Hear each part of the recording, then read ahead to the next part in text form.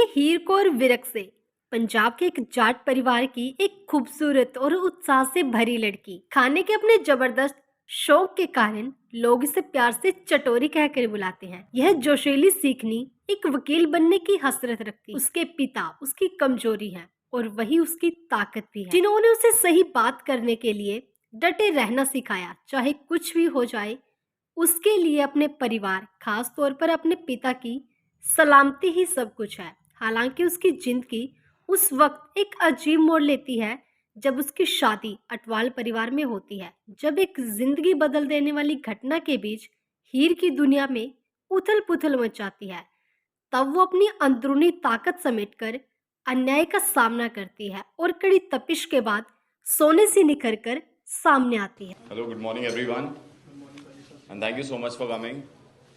बड़ा चंगा लगा तो सारे ने देख के थे। सो बेसिकली कहानी बहुत अच्छी है।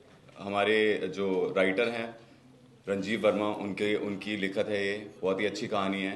ये कहानी है एक दोस्ती की, प्यार की, शक्ति की, साहस की। एक लड़की जो कि पंजाब में पैदा हुई है एक जट परिवार के अंदर, और कैसे सबसे प्यार करती है, सबको खुश देखना चाहती है हमेशा ज़िंदगी में, और कैसे उसकी ज़िंदगी में एक उतार आता है जबकि उसकी शादी होती है अटवाल फैमिली में। तो अटवाल फैमिली में जैसे उसकी शादी होती है, उसकी पूरी ज़िंदगी उथल पुथल हो जाती है।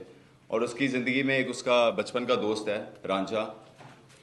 तो रांझा कैसे उसे सारी मुसीबतों से बचाता है, उसकी हर मोड़ पे उसके साथ खड़ा है। ये देखते हुए कि भाई उसे उसे किसी भी चीज़ में मुसीबत ना आए और वो हर चीज़ से, हर चुनौती से लड़ पाए। तो यही कुछ कहानी है और यही कुछ उसका जिस्ट है।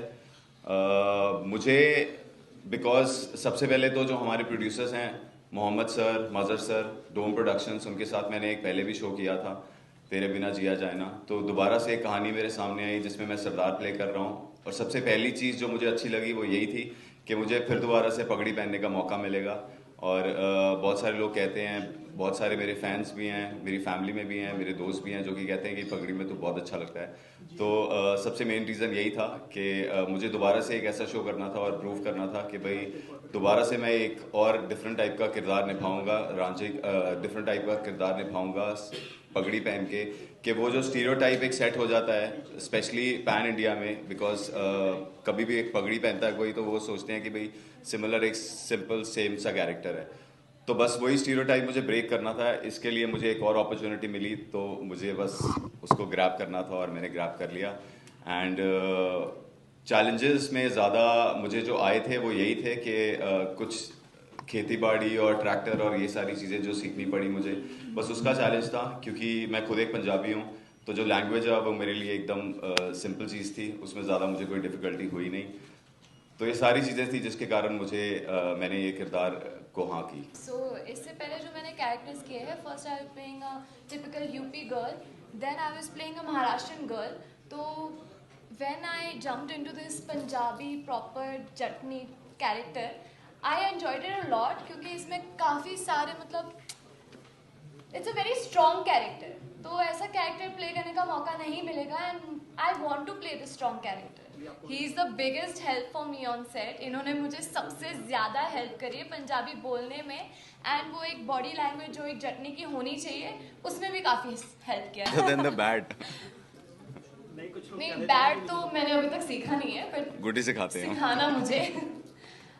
बेसिकली अभी सीरियल में थोड़ा बहुत बोला है, सत श्री अकाल सारिਆਂ ਨੂੰ, फिर मैं बोलूँगी बाबा जी सबका भला करे, फिर मैनू माफ़ करी, हाय रब्बा तो मैं बोलती रहती हूँ। तो ऐसी छोटी छोटी वर्ड्स मैंने बोले हैं। आई कम फ्रॉम मुंबई, या I am proper Mumbai girl. I am half Maharashtrian, half Gujarati, and now I am learning Punjabi.